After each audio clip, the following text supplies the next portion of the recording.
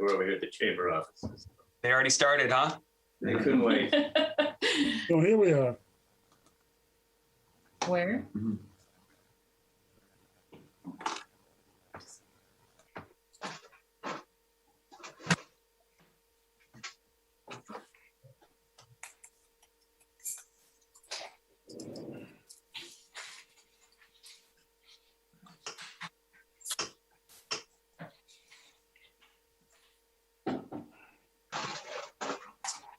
I can take care of it. All right, Brandon, I think we're looking good.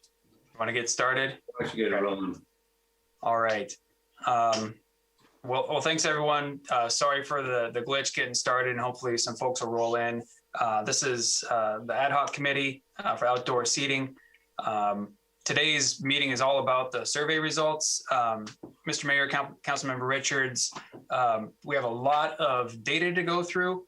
I would suggest, just based on the volume of data, the fact that people haven't had a lot of time to sit with it, also the fact that now this was a harder meeting to get into, I would suggest we spend this meeting running through the presentation. I'll explain the methodology of how the results were chopped up and sliced and diced and analyzed.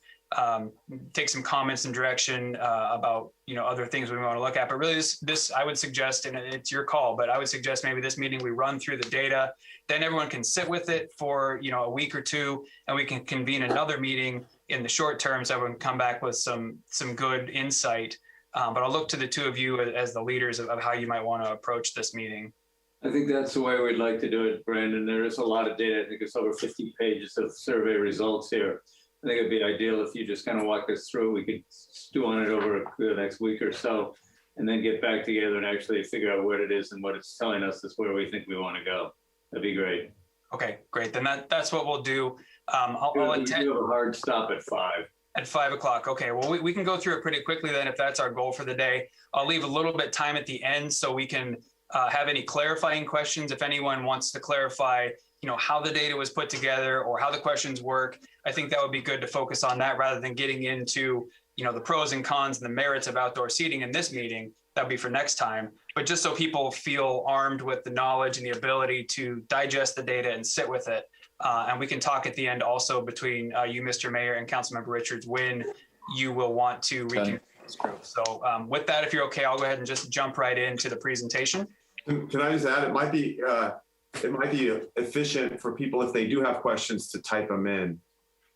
Into the chat, certainly, yeah. All right, okay.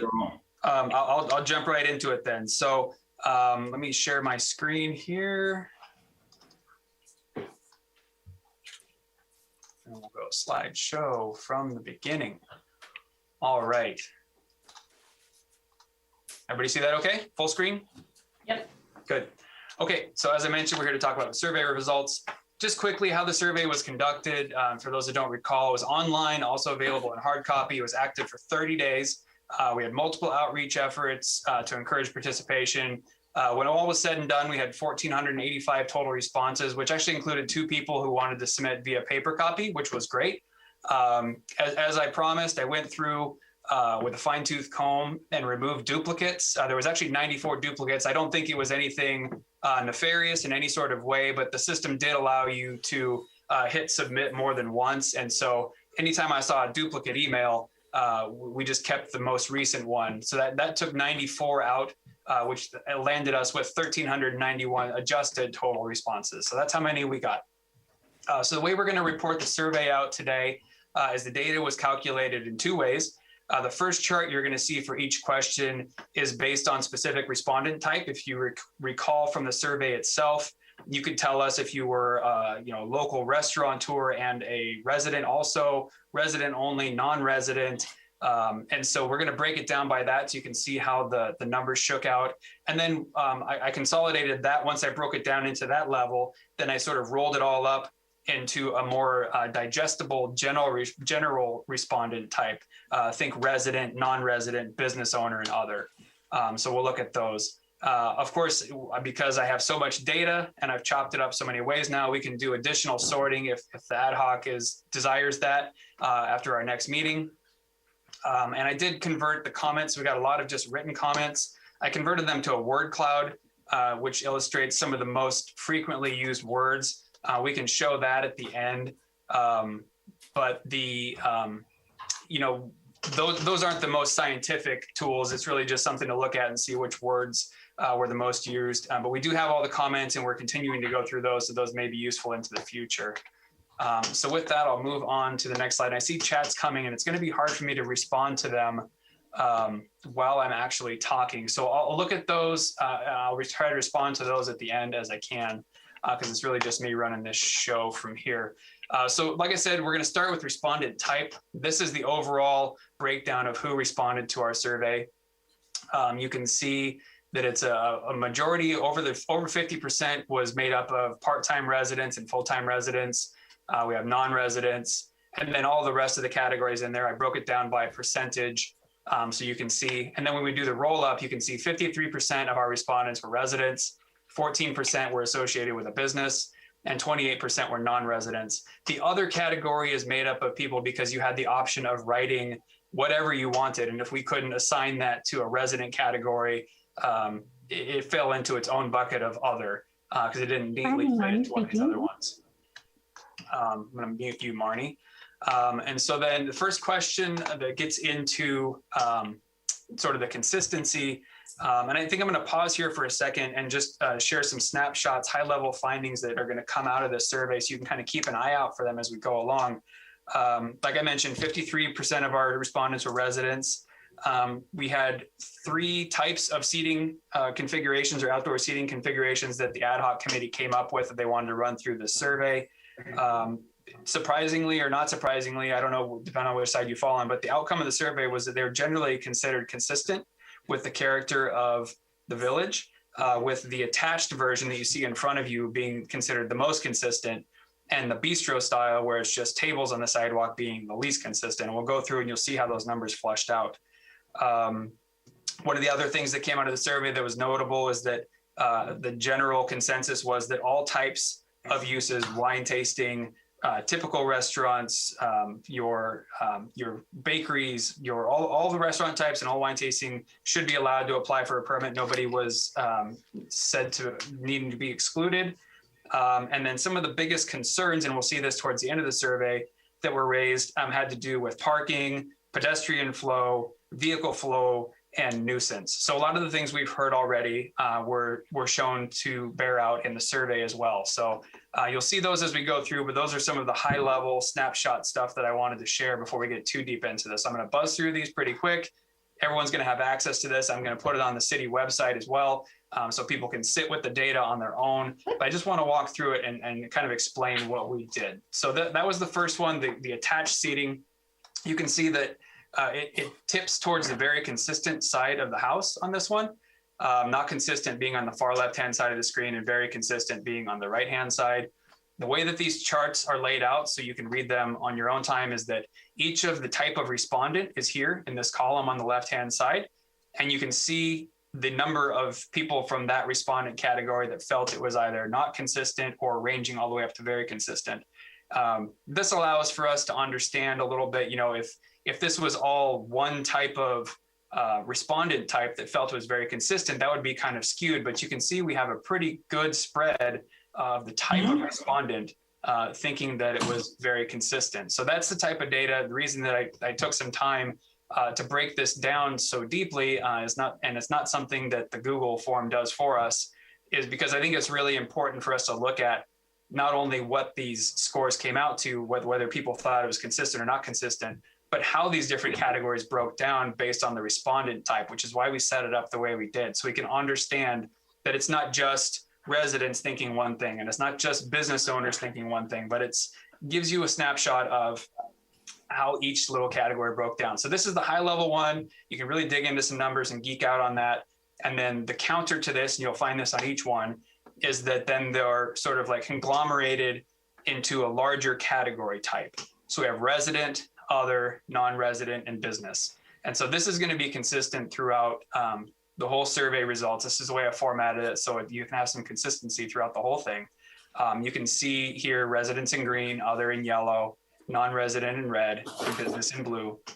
We have the numbers and percentages. So you can see, once again, the overwhelming majority felt that it tips toward the consistent side with the character. Certainly we have folks that think it's not consistent, and we've heard from them as well. And then you have your middle of the road here too. So the next one up that was considered was the detached outdoor seating.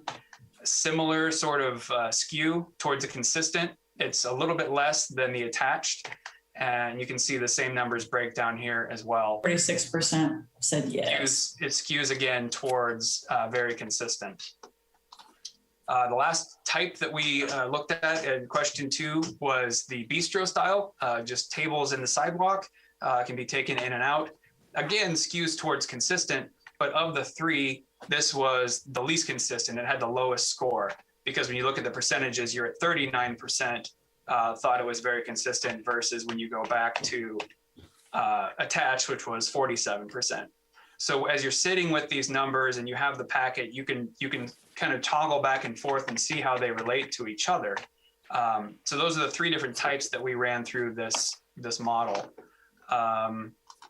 Moving on to question 3, the question was, if sidewalk seating and dining is allowed in the future, should there be a standard closure time for all?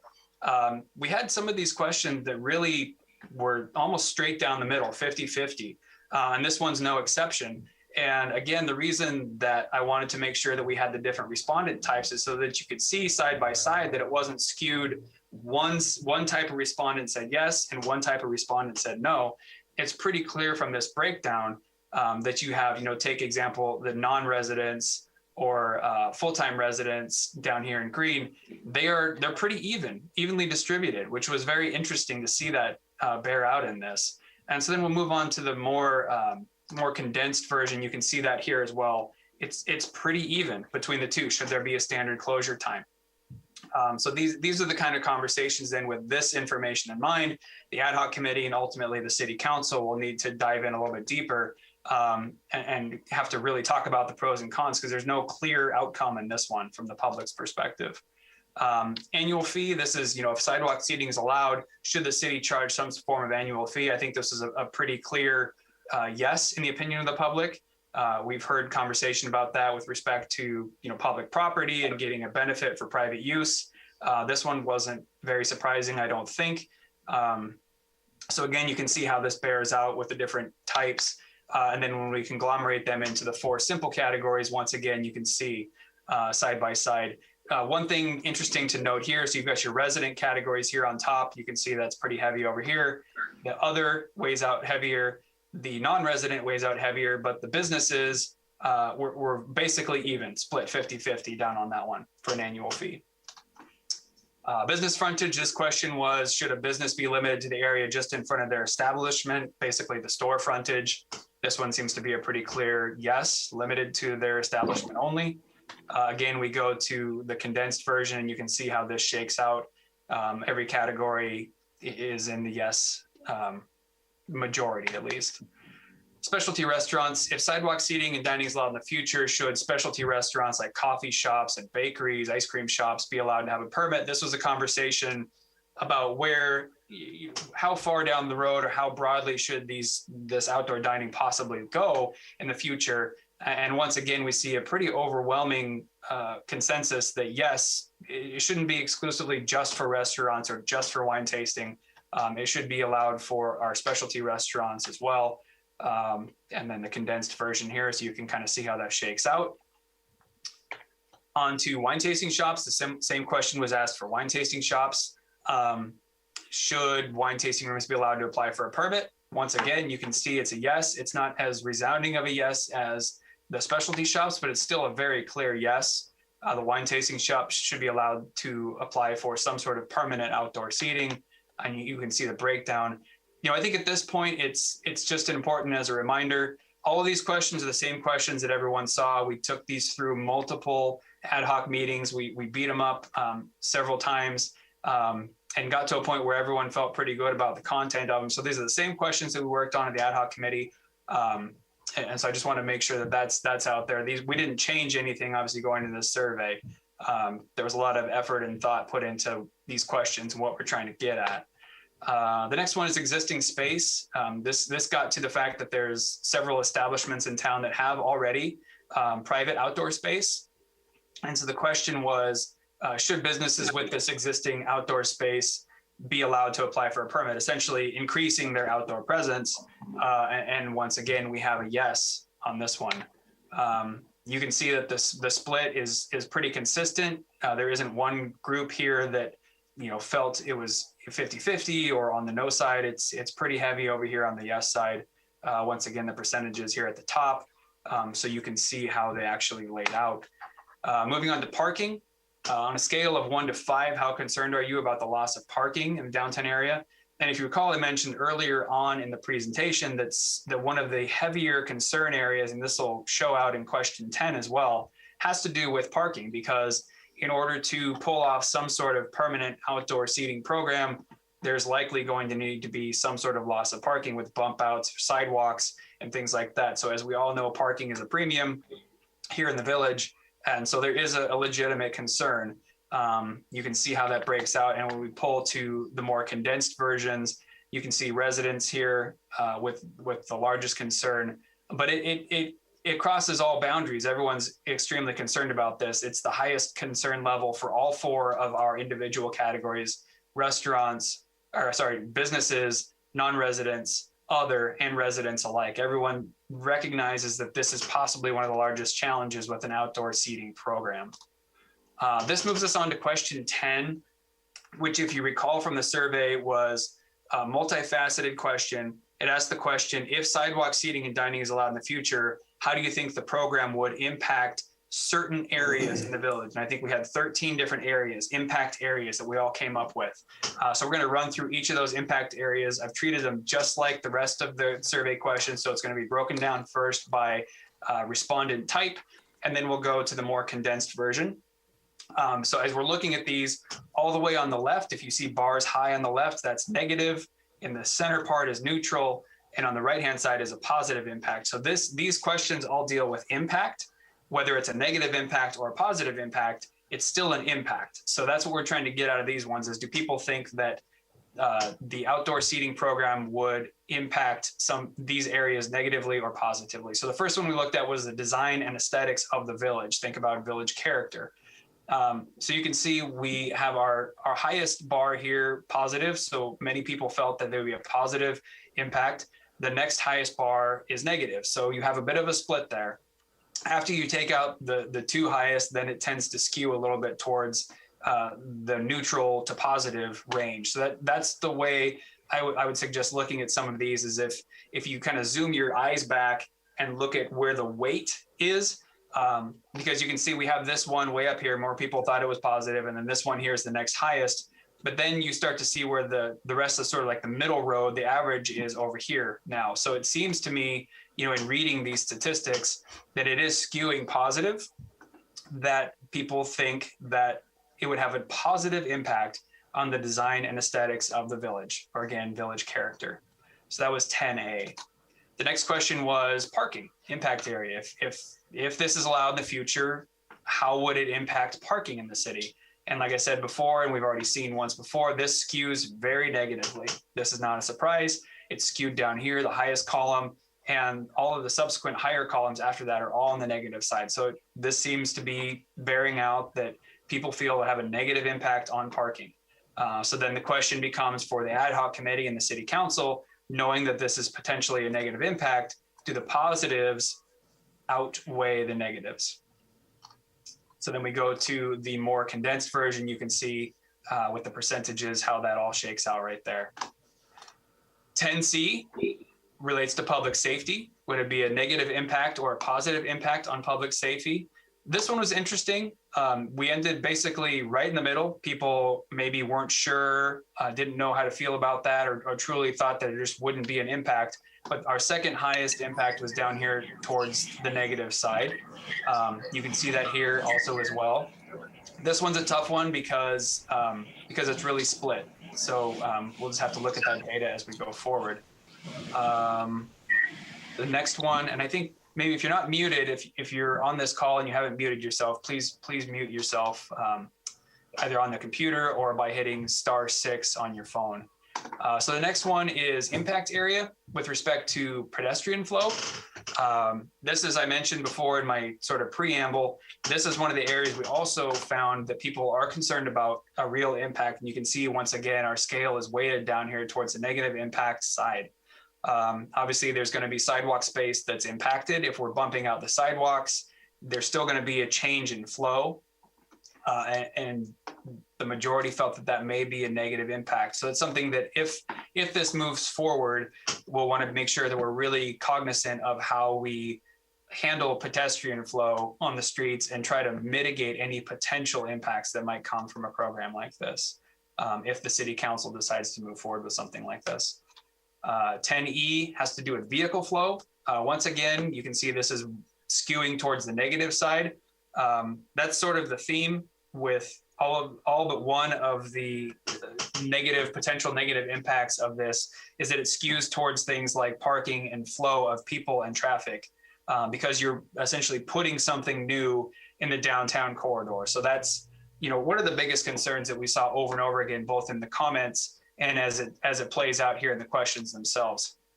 So you can see here's the same chart condensed into our 4 simple categories. Then we go on to noise and nuisance. This one also skews to the negative. This is the last one that I highlighted earlier. It's not as skewed as the vehicle flow and pedestrian flow and parking, but if you do look at this, you've got a 37, a 14, and a 10, all on this side of the chart towards the negative impact side. And it's not until you get to the 4th highest one here at 9% that you come back up to the positive side. So I think that it's fair to say that the general consensus is this could potentially be a negative impact with respect to noise and nuisance. The next one is appeal to visitors. This had to do with, marketability of the village and just appeal to folks that are visiting us from out of the area, not necessarily focused on residents. We'll get to that one in a minute. We have a category for that as well. This is about visitors.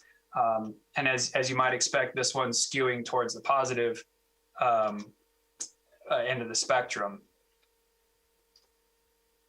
We'll move on to the next one where we've got the condensed numbers here, so you can see. The next one is desire to dine out. Once again, skewing towards the positive side.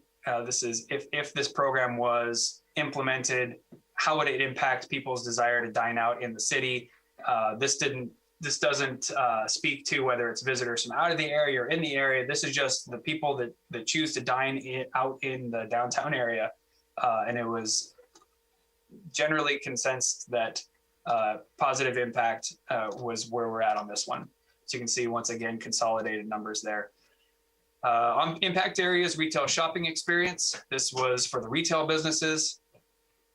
You can see we've got a bit of a skew towards the positive side.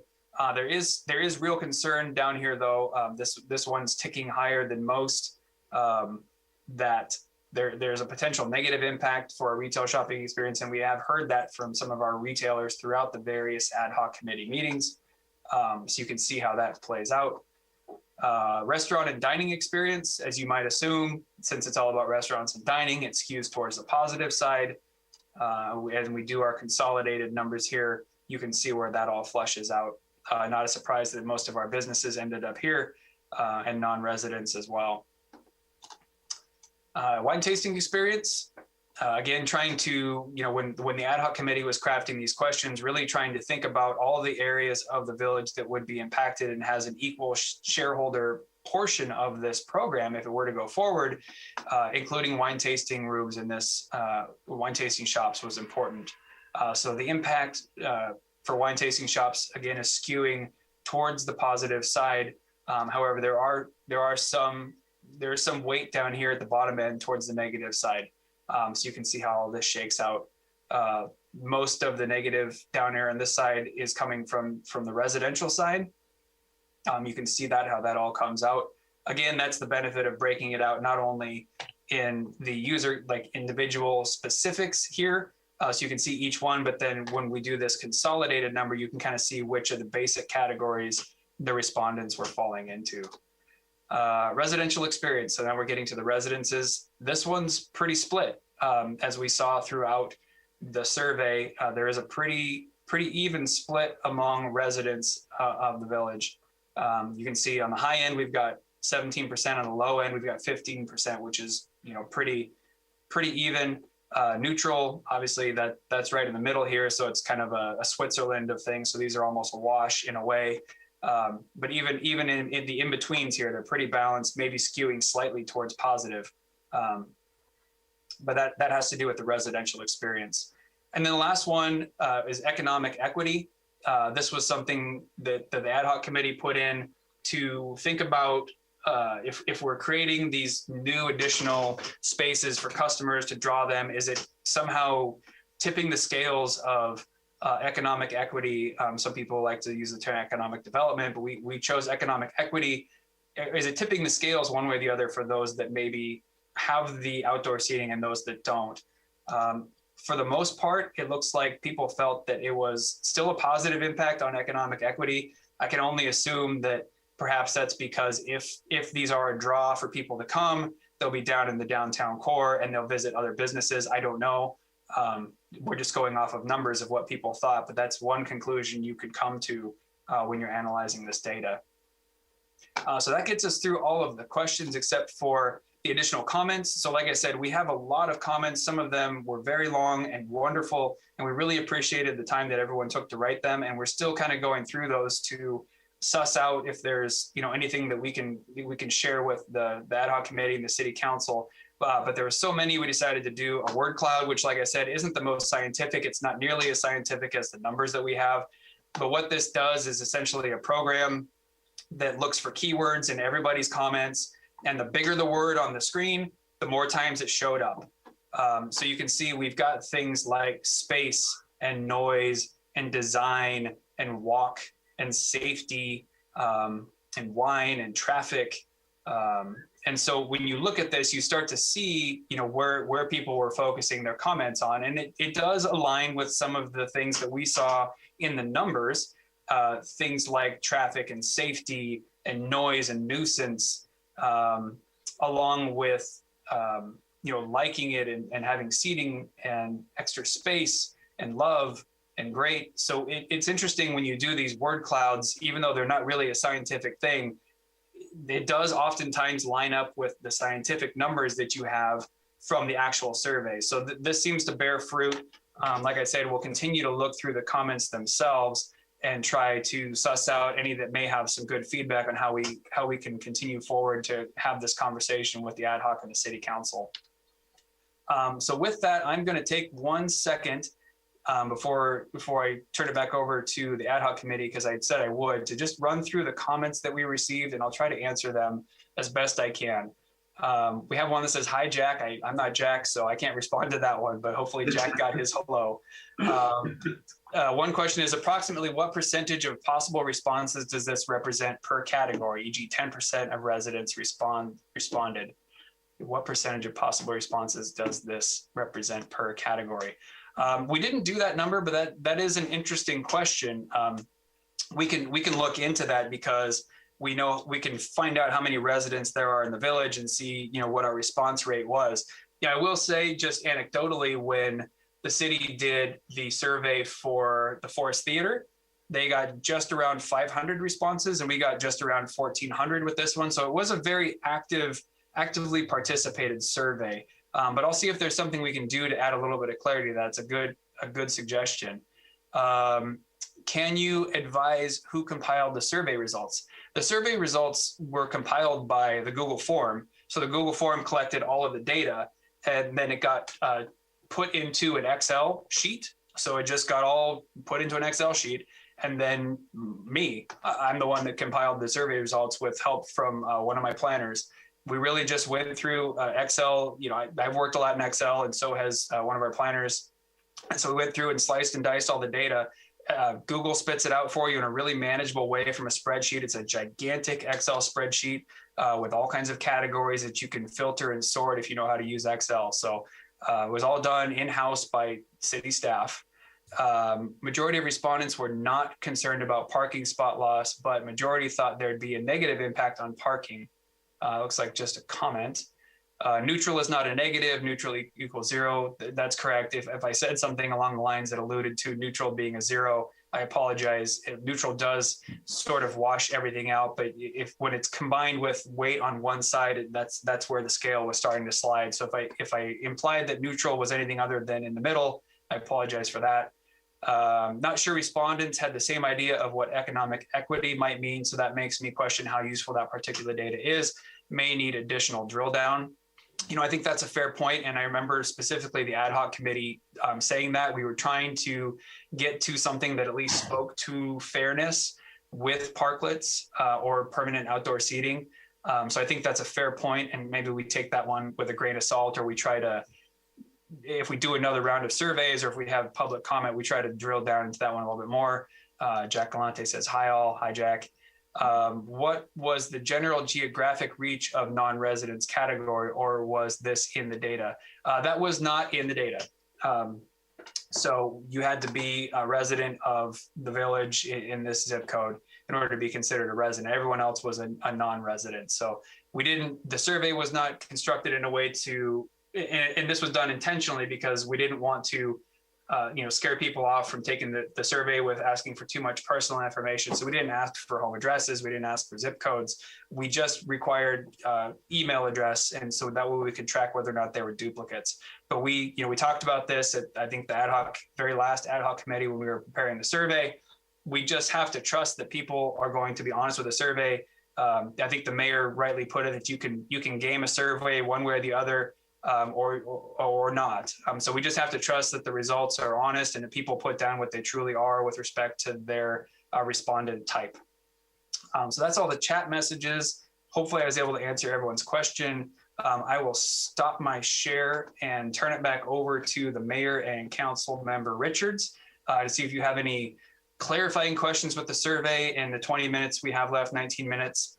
Hopefully I gave everyone an idea of how to go back through the data yourselves and try to think about what it might mean. So when we come back together, we can have some more drilled down conversations about them. Brandon, I really appreciate the presentation. I'd like everybody to know this was done without hiring an outside consultant. I can't think of a survey that's been done to this level of detail where somebody didn't just sub it out to some consultant firm. Brandon, it's a great job, really, an incredible level of detail. Appreciate your responses. Thanks. Bobby? Great presentation, Brandon. So informative, so easy to understand, and you really did a great job. Thank you. We're lucky to have you. Lucky to be here. I love Carmel-by-the-Sea. Yeah. Well, and I did notice you came by my house this morning on your way to work at about 7:15, 7:15 this morning. So I know where you're parking. Yeah. All right, so time you're coming in. Is there anybody else with questions? I mean, it's just a lot of data to digest, I agree. But I do want to thank everybody for their concerns and their responses. Mr. Mayor, I do see one more chat message, and then we can see if anyone has any verbal questions for the last 8 minutes. The question was, what are the next steps? Is this or a version of this that goes to the full council?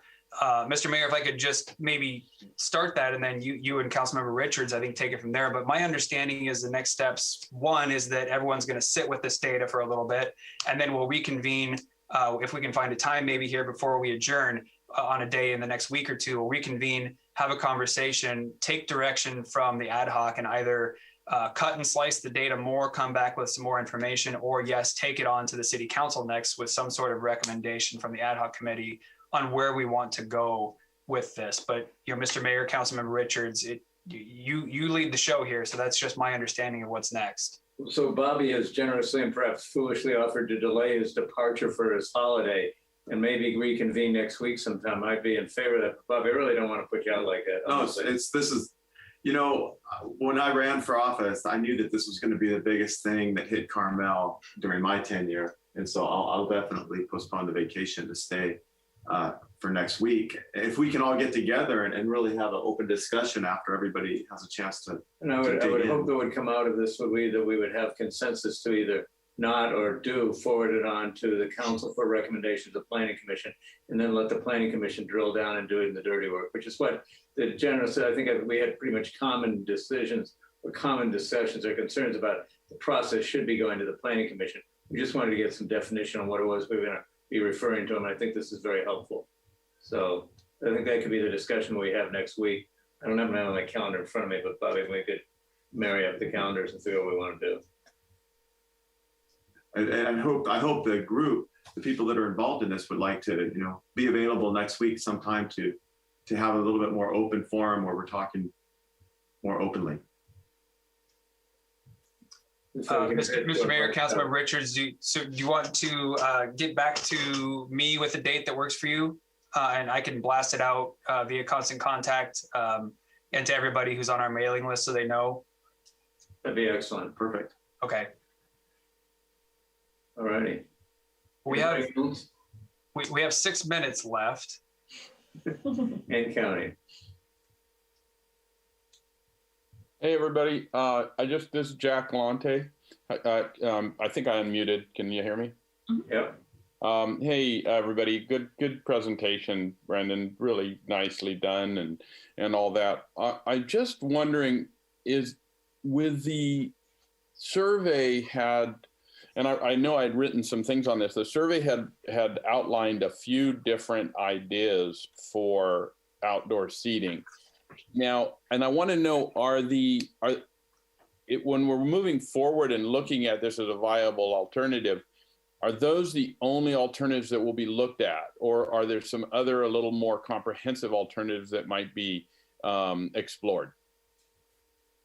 And what I'm talking about is, when I did a redevelopment plan for in the Tahoe area, we looked at some ideas of boulevards, one-way streets, so you maintain parking, but widen sidewalks, things like that in downtown areas.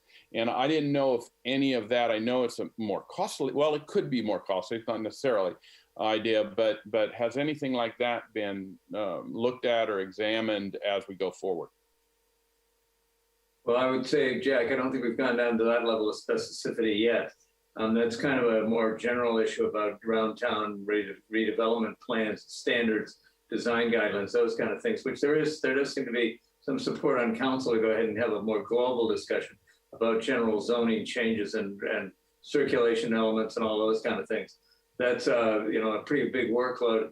One of the things I think the council is going to debate in the near future is, should the planning commission be more focused on planning and less on design, so that they're not reviewing design of single family homes as much as they are dealing with more global issues like planning, zoning, coastal amendments to coastal plans, those kind of things, which is really the purview more of the planning commission than it is design review. Yeah, I'm candidly going to say I think that's something the council should take a serious look at, because there are things. Our general plan needs updating. It hasn't been updated in years. That's something we've got to get down to. That's a very complicated, involved public process, but it's something that's important to do when we talk about preservation of community character. What are we going to look like in the future? So it's a good question, Jack. And we have started that process to some degree. We started moving towards that. And that's why I kind of brought it up, because I know that absolutely, that there's no question that there needs to be a general plan update. And it seems to me, looking at infrastructure changes like this with outdoor seating and all of that, which, I'm all for, and I think it's a wonderful idea for Carmel, but it may be that isolating it out of such a general plan may be a difficult thing to do. And I just wanted to make sure it was in people's minds. I appreciate that, Jack. Thanks. Anybody else? Rich Pepe, do you have your hand up? Pep. I do. Hi, everybody. Well, that was a really interesting presentation. Thank you, Brandon. Thank you for everybody who worked on that so diligently to put it together. So my question is this, Bob, wonderful that you're so willing to postpone your vacation, but where is the time of, what is the, this rush? What is the time is of the essence to meet next week to get something further done? I was in a meeting yesterday with Chip. We're down 4 police officers. We have almost no parking enforcement on the street right now. We got Car Week coming up. I don't really see where the time is of the essence, that this has taken such priority. I appreciate everybody's involvement here, obviously, but what's so important about this that it has to happen right now? The Pine Cone last week, the planning department would say, please be patient. We can't process your building permit applications, your business permit applications, and all of a sudden this is like high priority. So, I mean, I would love to, hear why is this such high priority? So I'll answer that, Rich. I don't really think it is a high priority. I mean, I think it's something that's been on the docket for quite a while. Bobby was going to be out of the state for a month. And so I thought if he's going to be available, fine. Otherwise, I don't care if we kick it down the road for a month. It's fine with me. I'm just trying to accommodate Bobby's concerns. So nobody said this was the hottest button in the city of Carmel for sure. But it's just something we've been just talking about for quite a while. There is going to be the expiration of the sidewalk dining issues and the 90-day time frame. So, but to me, it's fine. If you guys want to wait, I'm happy with that. But I don't think anybody said this was a hot button.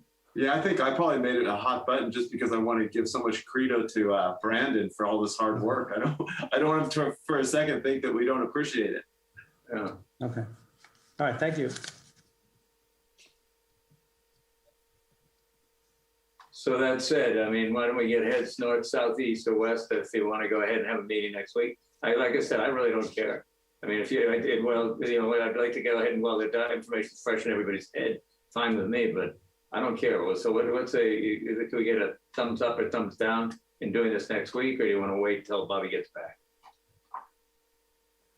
Bobby gets back, thumbs up or thumbs down?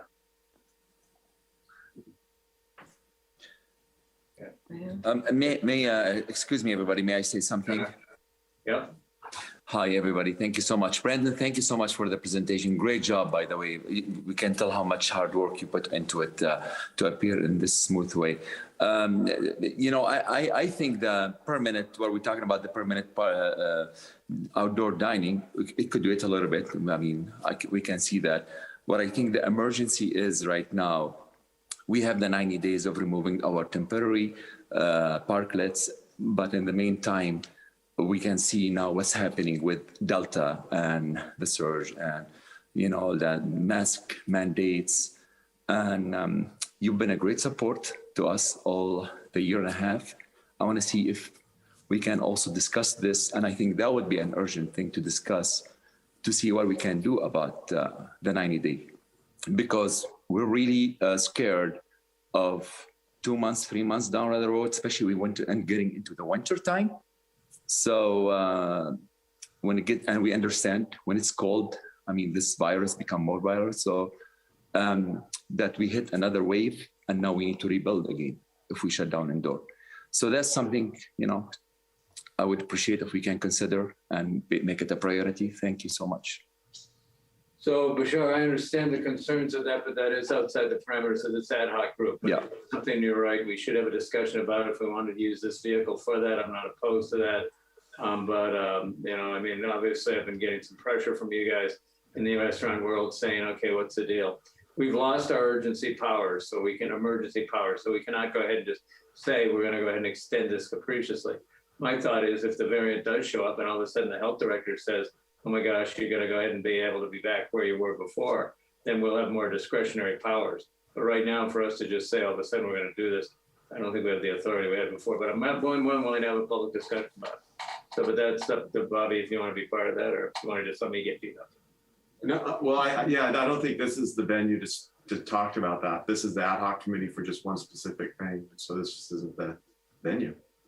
I completely understand, and I appreciate it. It's just the matter of is it hot priority, the permanent or the temporary? That's all. That's why I wanted to throw this comment out. That's all. I think you're right. There are two separate topics. So I did commit to going ahead, having a conversation with some of your colleagues tomorrow about this topic. So maybe we can figure out what the forum will be from there, or what vehicle we could use to get that forward in the public arena. Much appreciated. Thank you. No problem. Well, All Mr. right. Mayor, you know I love being the taskmaster.